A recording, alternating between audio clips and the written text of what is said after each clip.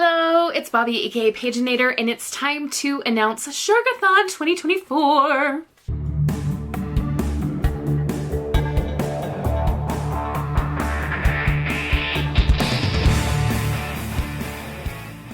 So, Shark Week is happening much earlier this summer than last summer. I have been checking the Discovery Channel website, and they say July 7th through the 13th. Last year, there were different sources saying different things, but Discovery Channel website saying this. So, unless I hear otherwise, that's when we're doing Sharkathon. So, if you are new to this Readathon, it is something that I've done every year for the past 4 years, I think. This is the 4th year. Anyway, it is a Shark Week themed Readathon. So I have 7 sharks, 7 book prompts, and we have a little mascot for this year's Sharkathon. Unfortunately, they haven't arrived in the mail yet. But when they do, you will see them. They'll be here in time for Shark Week, and they are named Cat Shark. So, Cat Shark is going to be our celebrity host for Sharkathon this year, and because of that, all of our prompts are based on sharks that also share a name with another kind of animal, like a cat shark. So how this works is during Shark Week, you read as many books as you can to fit the prompts, and you will earn points for all the books you read, the amount of pages you read, etc. And if your book happens to be something related to oceans and or sharks, you get bonus points. I used to do prizes, and it's gotten to be too expensive to ship prizes. So I'm sorry, we're competing for bragging rights. I hope that's okay for everyone. But I want to take you through the prompts for this year and give you maybe some examples of some books that would fit each of those. So let's get right into them. Oh, and by the way, this form is linked below in my Kofi shop. You can just put $0 in the amount you want to pay, and you can download it for free.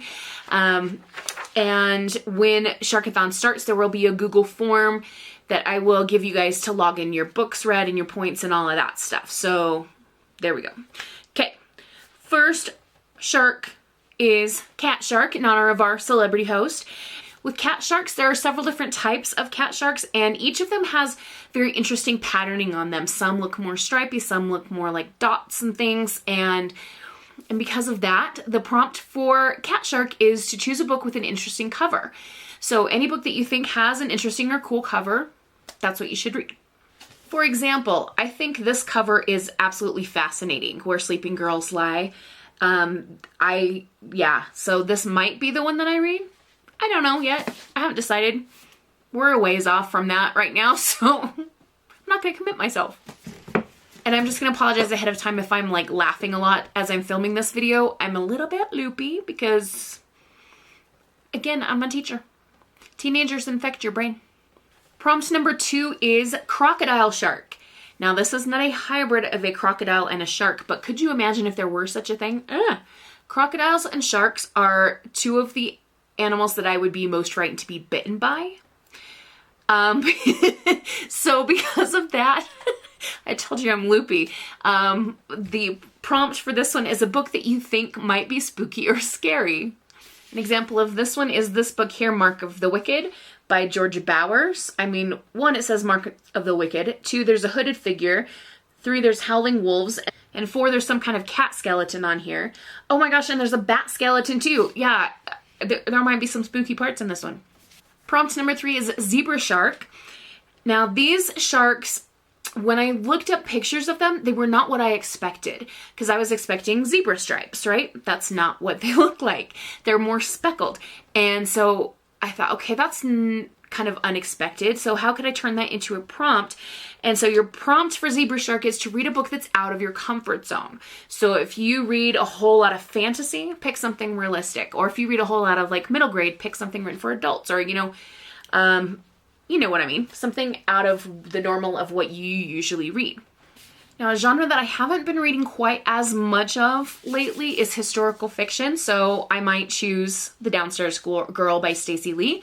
or something like that. Another age group that I don't read very much of is adult, and I'm reading more books written for adults especially since I started doing book of the month again, because they don't do YA selections anymore, or very rarely. Sorry, I had to scratch my nose. But an adult book might be another thing for me to step outside of my comfort zone. Shark number 4. Hound shark. There are several types of hound sharks as well. But the picture I'm going to show you or pop up here is the smooth gray hound shark. And this just looks very neutral, and he looks super chill, he or she. And I thought, you know what, let's go with a book that has primarily neutral colors on the cover. So not something with like bold, bright colors. For example, this book here, The Companion by Katie Allender, there's a little bit of pink down here. But then we've mostly got this kind of beigey taupe color and some silver and then black letters. So there's not a whole lot of like color. It's like neutral stuff. Shark number 5 is a salmon shark. Now, these don't look like a salmon, the fish. They kind of look like a great white. In fact, one of the websites I was looking at says a lot of people will sometimes mistake these for baby great whites because they look very similar. So because they're kind of a smaller version of a very famous kind of shark, your prompt is to read a short-ish book, 350 pages or less. So it could be a short novella, like 100 pages or 90 pages, or it could be something up to 350. I've been meaning to read this book for a while. Is it shorter than 350? No, it is not. Never mind, I won't show you that one. This one's just a tiny bit over, but close enough that we'll make it count for the sake of me finding an example and getting on with my evening. This is The Line Tender by Kate Allen. And bonus points for me because there's sharks on it. Again, this is not my official TBR. I'm just showing you examples. All right, our next shark, shark number 6, is the Atlantic weasel shark. And I thought this shark was going to look more weaselly, but it doesn't really. But I did learn that this shark is primarily or almost exclusively found in West Africa. So, or just off the coast of West Africa. And that led me to the prompt to read a book set in a country that's different than yours. So one example for me might be Anna Maria and the Fox. This takes place in London. Our main character has left Mexico. The French are occupying Mexico, and she's running away to escape that, so she's going to London. So whether we're talking Mexico or England, neither of those countries are mine. And our last shark is going to be the one shark that I use for prompts every single year because it is my favorite shark, the whale shark. I think they're amazing. If I were a rich person, I'd go like swimming with them, but it's serious money to go swimming with whale sharks. But anyway, because it is my favorite shark, the prompt for whale shark is to read a book from your favorite genre. So for me, that would be fantasy, and probably YA fantasy specifically. And I've got many, many, many examples on my shelf here. So here's a great example. This is Zara, Guardians of Dawn by S.J. Jones. Okay, so I hope this gives you some time to start gathering books and titles, and yeah, I guess we'll see you when we get closer to actual Shark Week. In the meantime, have a wonderful, magical, and bookish day. Happy reading. Adios.